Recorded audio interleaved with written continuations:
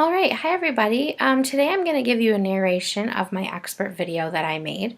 So just a little background. One thing that I sort of feel like I'm an expert at is something called app smashing. I don't know if it's a technical term. I've heard it in a few other places, but basically it's using a multitude of apps in order to get some sort of task completed. In my classroom, we use all sorts of apps for all kinds of projects. My students are pretty much experts at app smashing as well, but I wanted to show you a little bit how I might use the iPad to reinforce a concept for a student to help them understand it a little bit better.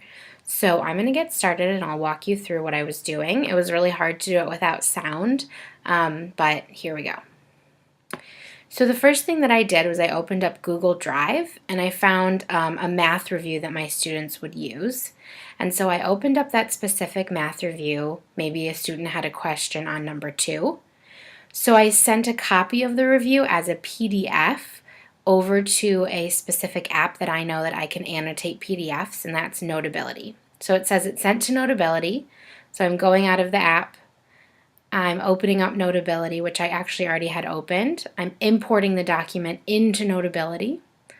I'm going to click Open here in a minute, and it's going to open up a brand new document.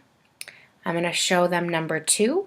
Then I would say the problem. Adelia's class created a mural in the hallway. The space that they used for the mural is shown below. What is the area of the mural?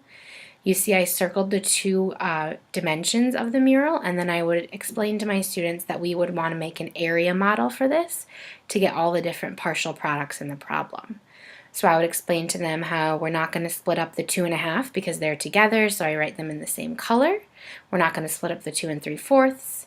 Then I'm going to go and I'm going to multiply across. So in the first one I did 2 times 2 equals 4. In the second one I multiplied the orange 2 and the green 3/4 to get 6 over 4. In the third box I did a 1/2 times 2, which is 1. Then in the last box I did a 1/2 times 3/4, which is 3/8. Then I would tell them that now that we have all our partial products, we need to add them up. And I would show them how we would convert 2/4 into 4/8. And then we have equivalent fractions. Add the whole number, 4, 5, 6. 4 plus 3 is 7/8. Then I might show them that once I'm finished with my work, I want to export it to Seesaw, which is an app that we use for turning things in. So I'd click the share button in the upper left-hand corner. I'd share it as a PDF into Seesaw.